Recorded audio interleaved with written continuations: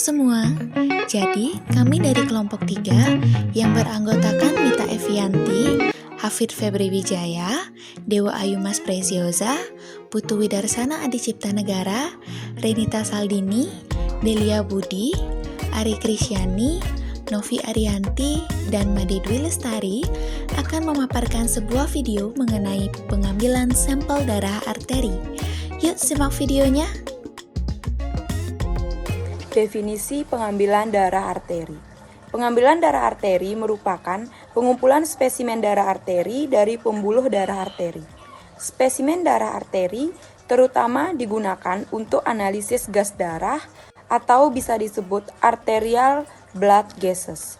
Spesimen ini diperoleh biasanya melalui kateter yang ditempatkan pada pembuluh arteri atau dengan menggunakan jarum suntik yang ditusukkan pada pembuluh darah arteri.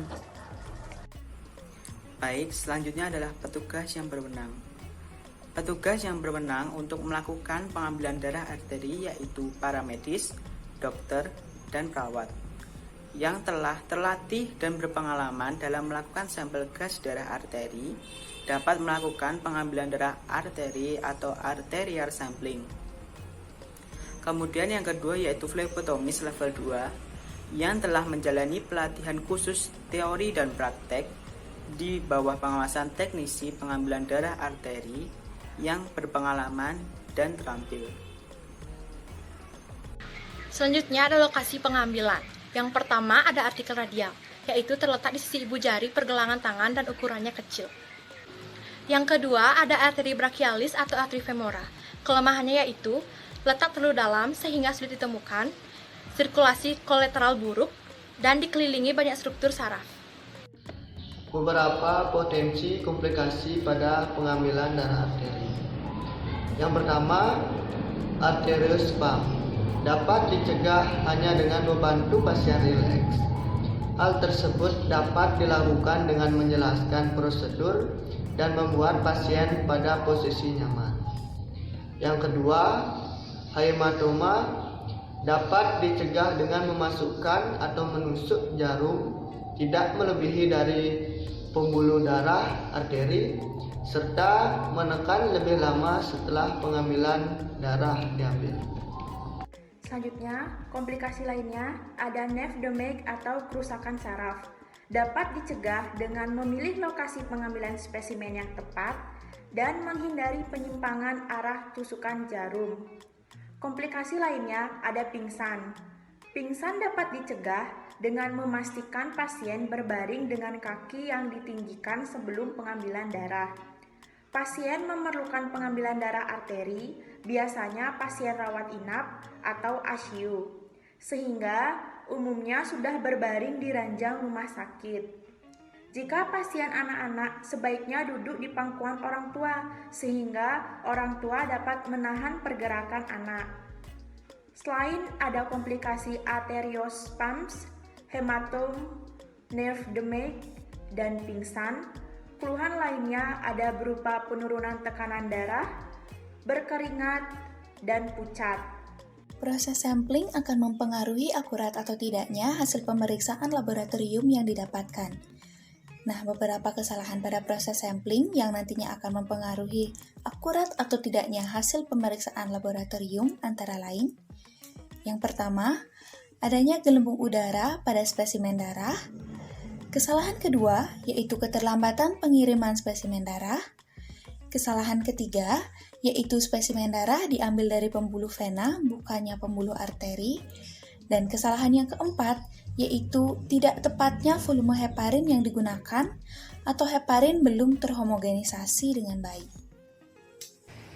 Alat dan bahan yang dibutuhkan seperti handscoon, kasa steril, alkohol swab 70%, plaster, dan siring khusus. Prosedur kerja yang pertama yaitu menyapa pasien dengan ramah. Selanjutnya, petugas flebotomis memperkenalkan dirinya kepada pasien serta mengidentifikasi pasien dengan menanyakan nama serta tanggal lahir pasien. Kemudian, flebotomis menjelaskan prosedur yang akan dilakukan, yaitu mengambil darah arteri di bagian pergelangan tangan pasien, serta flebotomis juga membantu pasien agar tetap rileks dan berada pada posisi yang nyaman saat pengambilan darah, serta meminta persetujuan pasien. Kemudian lakukan hygiene agar pengambilan darah tetap steril dan tidak adanya kontaminasi. Setelah itu, memakai handscoon. Selanjutnya, lakukan AL test, yaitu arahkan pasien untuk menggenggam tangannya selama 30 detik. Lalu tekan arteri radialis dan ulnaris secara bersamaan. Kemudian, arahkan pasien untuk membuka genggaman tangan dan amati warna telapak tangan yang menjadi pucat. Selanjutnya, lepaskan tekanan arteri ulnaris dan amati kembali adanya perubahan warna di telapak tangan pasien tersebut. Hasil AL test positif, yaitu jika tangan memerah dalam waktu 5-15 detik, menunjukkan tidak adanya hambatan di arteri ulnaris, dan pengambilan spesimen darah arteri dapat dikerjakan. Hasil AL tes negatif itu jika tangan tidak memerah dalam waktu 5-15 detik, menunjukkan adanya hambatan di arteri ulnaris, maka pengambilan spesimen darah tidak dapat dikerjakan pada arteri radialis di tangan tersebut, dan harus dipindahkan di sisi tangan yang lain, atau di arteri yang lain seperti arteri brachialis, arteri dorsalis pedis, atau arteri femoralis. Setelah AL tes positif dilakukan, selanjutnya lakukan palpasi atau perabaan arteri radialis. Kemudian, disinfeksi area yang akan ditusuk dengan alkohol swab 70%. Lakukan penusukan pada arteri radialis untuk kemiringan 45 derajat, kira-kira 1 cm distal dari telunjuk. Jika mengenai arteri, sirin akan mengisap darah dengan sendirinya, lalu tutup dengan kasa steril dan cabut sirin. Tutup jarum dan buang pada tempat yang disediakan. Selanjutnya, tutup kembali sirin yang telah terisi. Kemudian sampel dihomogenkan, lalu sampel siap diperiksa. Setelah prosedur pengambilan darah arteri selesai, ucapkan terima kasih kepada pasien.